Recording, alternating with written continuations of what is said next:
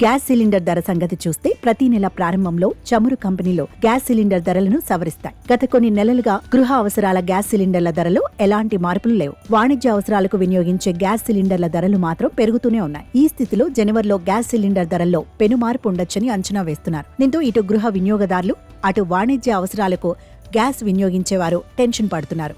Gas ధర ఎంత పెరుగుతుందో అని అంచనా వేస్తున్నారు.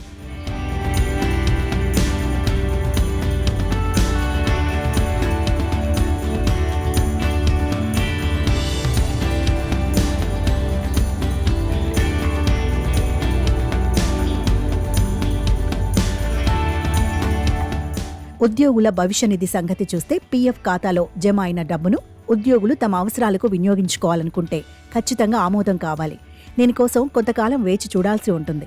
అయితే ఇకపై అలాంటి టెన్షన్ ఉండదని చెప్తున్నారు. ఎందుకంటే ఈపీఎఫ్ఓ త్వరలో కొత్త ఫీచర్ను పరిచయం చేయబోతోంది. ఇక్కడ ఉద్యోగులు తమ ఖాతాల నుండి విత్డ్రాను స్వయంగా చేసుకోవచ్చు.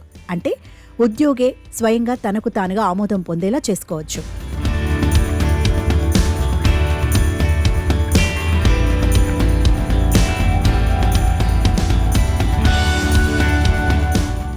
కార్ల ధర పెంపు ఎలా ఉంటుందో చూద్దాం. జనవరి నుంచి కొత్త కారు కొనాలంటే అదనంగా చెల్లించాల్సి ఉంటుందని తెలుస్తోంది. అంటే మారుతి సుజుకి, హుందాయ్, మహీంద్రా సహా ప్రధాన కంపెనీలో తమ వాహనాల ధరలను 3% వరకు పెంచబోతున్నాయి. దీనివల్ల ఈ జనవరి నుంచి కారు ధర పెరిగే అవకాశం ఉంది. దీంతో ఇయర్ ఎండింగ్లోనే కార్ల బుకింగ్ చేసుకుంటున్నారు. ఒకవేళ జనవరిలో కొనాలంటే ఎంత మొత్తం అదనంగా పెట్టాలని లెక్కలు వేస్తున్నారు.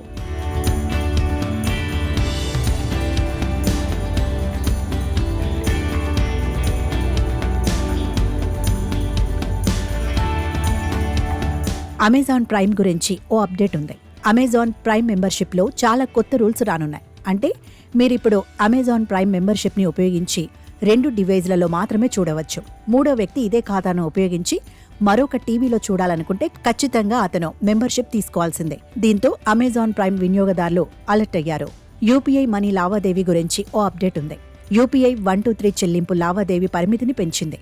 గతంలో యూపీఐ 123 పే 5,000కే పరిమితం కాగా ఇప్పుడు దాన్ని 10,000కు పెంచారు. జనవరి 1 నుంచి ఈ కొత్త నిబంధన అమల్లోకి వచ్చింది. దీంతో ఒకేసారి ఎక్కువ మొత్తాన్ని పంపించడానికి అవకాశం ఏర్పడింది.